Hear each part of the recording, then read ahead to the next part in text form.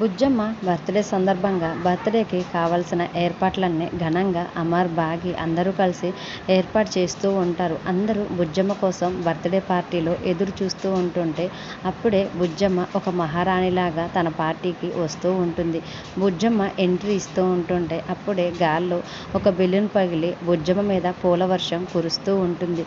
అలా వస్తున్న బుజ్జమ్మను చూసి అమర్ వెంటనే బుజ్జమ్మ ఇలా రా, కేక్ కట్ చేద్దామని చాలా ఆనందంగా బుజ్జమ్మని పిలుస్తూ ఉంటుంటే అప్పుడు బుజ్జమ్మ ఓకే డాడ్, ఇప్పుడే కట్ చేద్దామని చాలా సంతోషంగా అమర్తో బుజ్జమ్మ అంటూ ఉంటుంది. అప్పుడు అమర్ అలా బుజ్జమ్మని ప్రేమగా పలకరిస్తుంటే బాగి అమర్ వైపే ప్రేమగా చూస్తూ ఉంటుంది.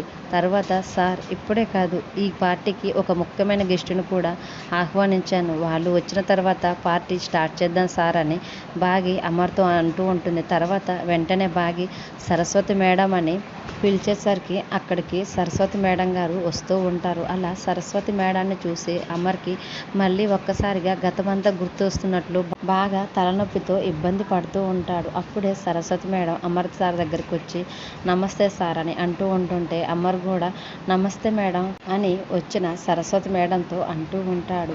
అప్పుడే సరస్వతి మేడం అంతకుముందే రణవీర్ కొంతమంది రౌడీలతో ఆశ్రమానికి వచ్చి నువ్వు గనక బాగినే బుజ్జమ్మ కూతురు అని అమర్కి నిజం చెప్పలేదంటే ఇక్కడున్న పిల్లలందరినీ కూడా చంపేస్తానని బెదిరించిన సంగతి సరస్వతి మేడం గుర్తు తెచ్చుకొని వెంటనే అమర్ సార్, నేను మీతో ఈరోజు ఒక ముఖ్యమైన విషయం చెప్పాలి అని అమర్తో అంటూ ఉంటుంది. తర్వాత వెంటనే ఈ బుజ్జమ్మ ఎవరో కాదు సార్, ఈ బాగి కన్న కూతురు అని చెప్పటంతో మళ్ళీ అమర్కి గతమంతా గుర్తుకొచ్చి తలనొప్పితో బాధపడుతూ ఇబ్బంది పడుతున్నట్లుగా చూపిస్తూ ఉంటారు. సరస్వతి మేడం ఎప్పుడైతే బుజ్జమ్మే బాగి కూతురు అని చెప్పేసరికి అక్కడున్న బాగి, రాథోడ్, చంబ పిల్లలందరూ కూడా ఒక్కసారిగా షాక్ అవుతారు.